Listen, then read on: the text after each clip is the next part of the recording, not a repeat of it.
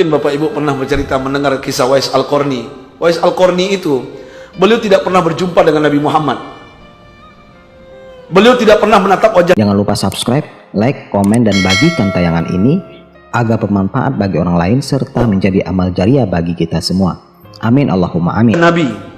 Tapi Rasul mengatakan kepada Umar dan Ali, "Hei Umar, hei Ali." Datang seorang pemuda di Madinah namanya Wais Al-Qarni, ada tanda di punggungnya, minta doanya. Doanya diijabah. Umar dan Ali heran, kenapa harus minta doa kepada orang lain? Anak muda lagi. Ini anak muda juga. Anak muda. Jangan lapuk. Anak muda lagi nih. Hebat anak muda ini. Kenapa harus minta doa kepada dia? Aku kan sahabatmu. Sudah dijamin masuk surga. Tapi apa kelebihan Wais Al-Qarni ini? Nah, ini yang intinya ini. Ternyata Wais Al-Qarni ini, Bapak Ibu, beliau adalah pemuda Yaman di satu kampung di negeri Yaman. Di kampung itu ada dua orang yang belum berangkat haji. Yang pertama Wais Al-Qarni, yang kedua emaknya. Semua yang lain sudah berangkat haji. Kenapa? Miskin. Suatu hari ibunya sudah tua renta, kalau bahasa kita sekarang 80 tahun, sudah tua lah ya. Ibunya merengek kepada anaknya, "Wais, emak pengen haji, kayaknya tahun ini emak mati, tolong bawa emak nak, tolong nak, emak pengen melihat Ka'bah, emak pengen cium Hajar Aswad." Apa jawaban anak yang soleh ini? "Siap mak." Wais akan cari uang, akan mengembala domba dan unta, mencari kayu bakar, kumpulkan uang, beli unta. Singkat cerita, terkumpul uang. Ternyata nggak bisa beli unta. Yang dibeli oleh dia apa? Domba. Domba, bayi domba. Untuk apa bayi domba? Ternyata bayi domba ini Bapak Ibu digendongnya tiap hari, naik bukit, bolak-balik 11 kali. Orang kampung bilang apa? Gila ini anak muda. Tenggen nih orang. Kok domba, bayi domba digendong? Seharusnya digiring. Kenapa digendong bolak-balik 11 kali naik bukit? Ternyata Wais Al-Qarni latihan Bapak Ibu. Bayi domba menjadi bapak domba sampai besar, digendong oleh dia. Dia latihan apa? Menggendong. Sampai bayi domba ini jadi bapak domba lebih berat daripada emaknya. Allahu Akbar. Musim haji datang. Apa kata Wais kepada emaknya? "Mak, tahun ini kita berangkat. Mana untanya nak?" "Punggungku. Aku ingin melayanimu mak, sampai ke Mekah." Menangis emaknya. Orang kampung pun bilang apa? "Gila Wais, nggak mungkin. Emakmu kamu gendong dari Yaman ke Mekah, itu Jakarta, Semarang, Surabaya jauh. Padang pasir, siang hari panas matahari menggelegar, pecah kepala emakmu. Malam hari itu dinginnya menusuk dalam sumsum, berhenti jantung dan paru-paru emakmu bisa rusak. Nggak mungkin Wais, emakmu bisa mati di jalan." Apa jawaban emaknya? "Nak, jangan dengarin orang kampung, emak dah rindu Ka'bah. Bawa emak." Apa kata Wais?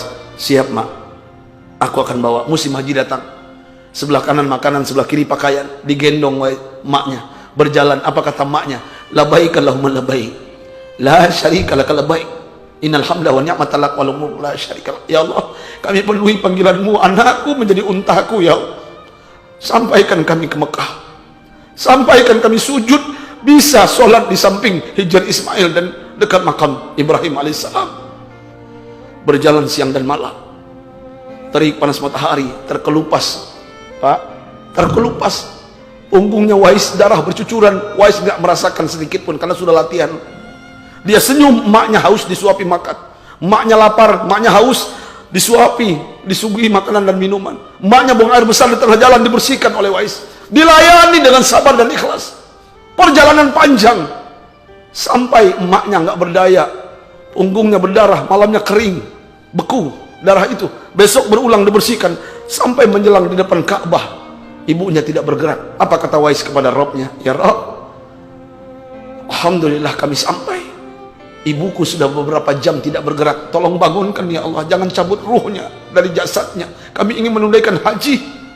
Kalau seandainya engkau ingin mencabut nyawanya, ambillah setelah selesai kami melakukan ibadah haji." Dengan kekuasaan Allah, ibunya bergerak. Mukanya pucat, bibirnya pucat, bergetar. Apa kata ibunya? "Di mana kita nak? Di mana kita nak?" "Kita di depan Ka'bah." Dia lihat Hajar Aswad. Apa kata ibunya? "Bawa emak tawaf nak." "Oh emak tawaf, labbaik Allahumma labbaik, la syarika laka labbaik." Mereka berputar, mereka sa'i, mereka melakukan semua ibadah rukun haji. Akhirnya tahallul. Apa kata ibunya menatap anaknya dengan senyuman? dengan air mata, dengan keletihan. Nah, ibu melihat punggungmu darah bercucuran, tapi engkau diam dan tersenyum. Nah, kau layani ibu masa tuanya, kau bahagiakan ibu ini, nak, makmu ini, sampai selesai menunaikan ibadah haji. Aku ikhlas, nak. Seandainya hari ini mak dicabut nyawanya oleh Allah, mak ikhlas. Terima kasih, nak. Engkaulah mudah-mudahan menjadi ahli surga bersama Rasul dalam surga.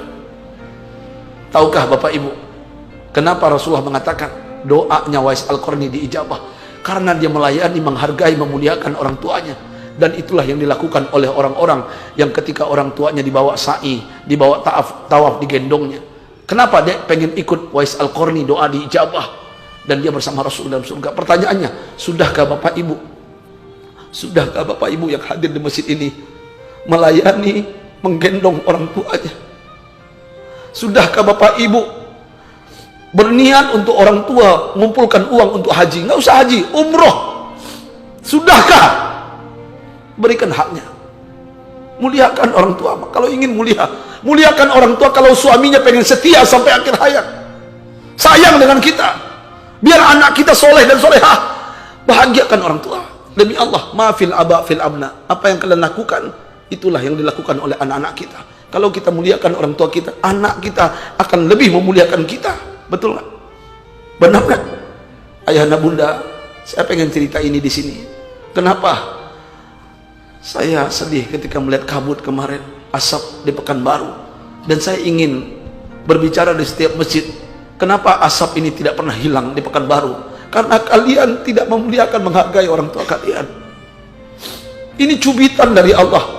Kita tidak menyalahkan pengusaha, kita tidak menyalahkan orang, walaupun orang yang berbuat, tapi mungkin kita pribadi-pribadi yang sudah mulai lupa orang tua kita. Ayah bunda, yuk layani orang tua selagi masih hidup. Jangan nanti menyesal ketika mereka tiada, meninggal, kita lupa semuanya. Pulanglah, yang masih orang tua, sujud di kakinya, ambil, peluk dia, minta restunya apapun yang kita lakukan. Apalagi yang mau berusaha, apalagi yang mau berumah tangga, sampaikan kepada orang tua, semuanya akan indah pada akhirnya.